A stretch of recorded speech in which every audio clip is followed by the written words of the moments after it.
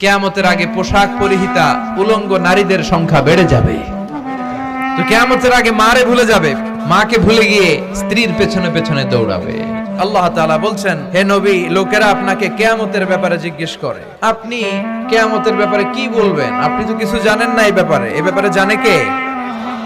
বিশ্বনবী যখন মক্কার জমিনে কিয়ামতের ব্যাপারে বারবার মক্কার লোকদেরকে সাবধান করতে শুরু করলো যে এই দিন দিন না, আরো দিন, এই দিনটাই দিন নয়, বিশাল একটা জগৎ পড়ে আছে, সেটা শুরু হবে কিয়ামত দিয়ে, সব লন্ডভন্ড হয়ে যাবে।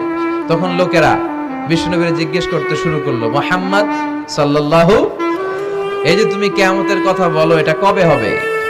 ইয়াসআলুনাকা আনিস সাআতি আইয়ানা মুরসাহা ফীমা আনতা মিন যিকরাহা ইলা রাব্বিকা মুনতাহাহা।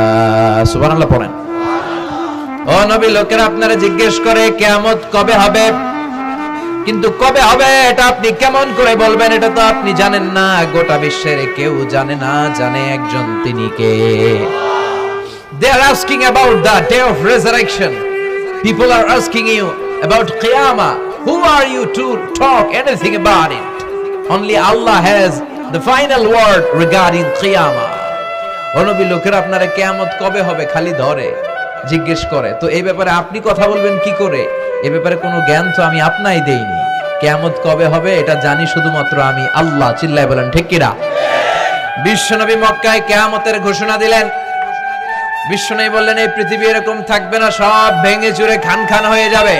আল কারিআতু মাল কারিআতু ওয়া মা আদরাকা মাল কারিআহ।